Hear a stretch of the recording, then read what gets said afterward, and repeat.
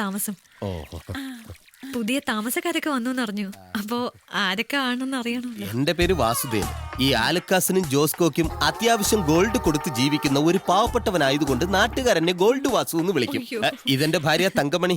എടി, ഇവിടെ നിന്ന് വെയിൽ കൊള്ളാതെ നീ അകത്ത് ചെന്ന് AC ഇട്ട് അവിടെ ഇരിക്കേ.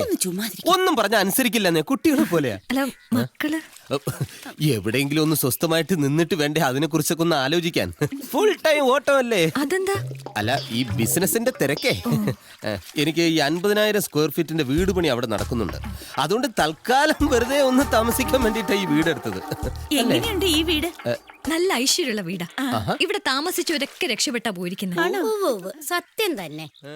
രക്ഷപ്പെട്ടു പോയിരിക്കുന്നതേ കടക്കാരുടെ കയ്യിൽ നിന്നാണെന്ന് മാത്രം. അതൊക്കെ ഓരോരുത്തരുടെ കയ്യിലിരിപ്പോണ്ട. അതെ. അല്ല, പരിചയപ്പെടാമെന്ന ആള് പേര് പറഞ്ഞില്ല. സുബലക്ഷ്മി. ആഹാ. ഞാനും എന്റെ ഭർത്താവും 2 കുട്ടികളെ ഇവിടെ. ഓ. അദ്ദേഹം ഡോക്ടറാണ്. ആഹാ. എന്താ പേര്? ഞാൻ നേരത്തെ പറഞ്ഞു, സുബലക്ഷ്മി. അതല്ല, ഭർത്താവിന്റെ. Doctor Bhargavan Pillai, doctor. നന്നായി. അല്ലേലും അയലത്തൊരു ഡോക്ടർ ഉള്ളത് ഭാഗ്യ. ഇനി ഈ പെടലിയും കൊണ്ട് ഞാൻ ഇനി അലയേണ്ടതില്ലല്ലോ.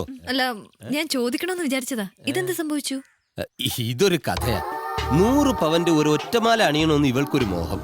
നമ്മളാകെ കൂടി ഒരു ഭർത്താവല്ലേ, പോരാത്തവരിന് സ്വർണ്ണ കച്ചവടക്കാരനും. അപ്പൊ തന്നെ 100 പവന്റെ ഒരു മാല പണിത് കഴുത്തിലോട്ട് ഇട്ട് കൊടുത്തു. ഞരമ്പ് വലിഞ്ഞ് കഴുത്തുളുക്കി. 100 പവന്റെ മാലയോ? അതിലെന്താ കാര്യം? അത് പോട്ടെ, ഡോക്ടർ അവിടെ ഇല്ലേ? അല്ല, ഞങ്ങൾ അങ്ങോട്ടൊന്ന് പരിചയപ്പെടാൻ ഇരിക്കായിരുന്നു.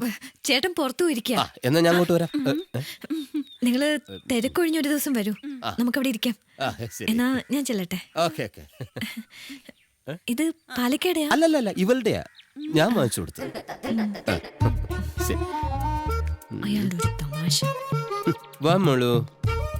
100 പവന്റെ ഒറ്റമാല ആര് വിശ്വസിക്കാൻ? ഈ കണക്കിനാണെങ്കിൽ സോണിയ ഗാന്ധി ചികിത്സിച്ചത് എന്റെ ഏട്ടനാണെന്ന് പറഞ്ഞൂടെ? 100 പവൻ കള്ളി.